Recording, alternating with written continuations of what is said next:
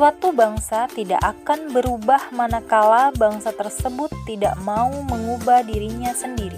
Bangsa Indonesia tidak mungkin menjadi bangsa yang bebas, merdeka seperti yang kalian rasakan saat ini, apabila tidak ada usaha untuk bangkit dan melepaskan diri dari penjajahan.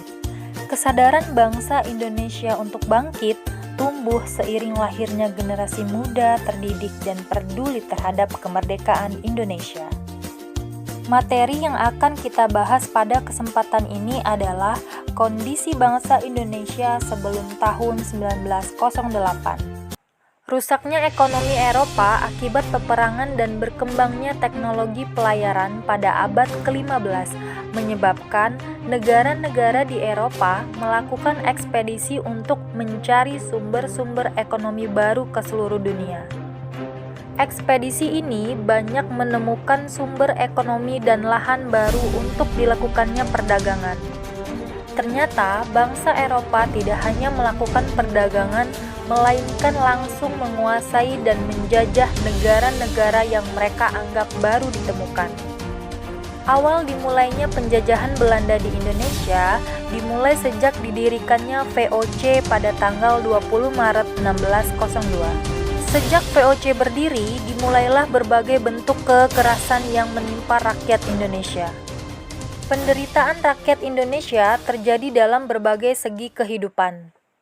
Di berbagai daerah, VOC melakukan tindakan dengan melaksanakan politik divide et impera atau politik adu domba, yaitu saling mengadu domba antara kerajaan yang satu dengan kerajaan yang lain, atau mengadu domba di dalam kerajaan itu sendiri. Politik adu domba makin melemahkan kerajaan-kerajaan di Indonesia dan merusak seluruh sendi kehidupan masyarakat. Bangsa Indonesia makin menderita ketika Daendels berkuasa. Upaya kerja paksa atau Rodi guna membangun jalan sepanjang Pulau Jawa untuk kepentingan militer membuat rakyat makin menderita. Penderitaan berlanjut karena Belanda kemudian menerapkan sistem tanam paksa.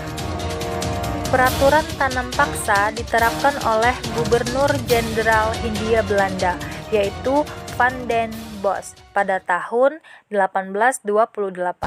Sistem tanam paksa mewajibkan rakyat menanami sebagian dari sawah atau ladangnya dengan tanaman yang ditentukan oleh pemerintah Belanda, dan hasilnya akan diserahkan kepada pemerintah Belanda. Tanam paksa menyebabkan rakyat diperas bukan hanya tenaga, melainkan juga kekayaannya, sehingga mengakibatkan banyak sekali rakyat yang jatuh miskin. Di pihak lain, penjajah mendapatkan kekayaan bangsa Indonesia yang berlimpah untuk membangun negara Belanda dan menjadi negara kaya di Eropa. Penderitaan bangsa Indonesia menumbuhkan benih perlawanan di berbagai daerah. Perjuangan melawan penjajah dipimpin ulama atau kaum bangsawan.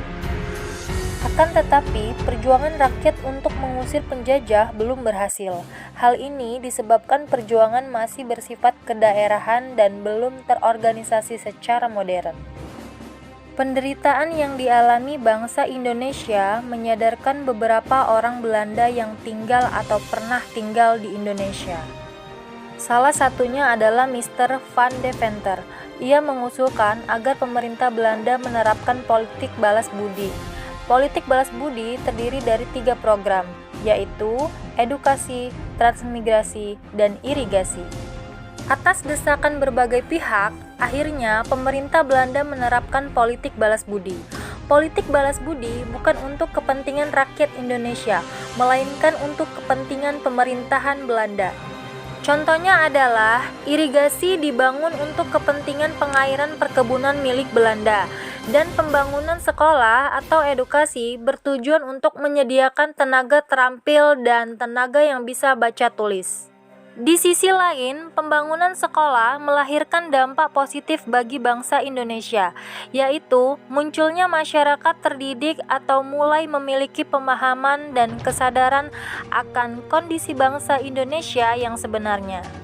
Demikian video pembelajaran kita hari ini. Jangan lupa like dan subscribe video ini, and thank you for watching.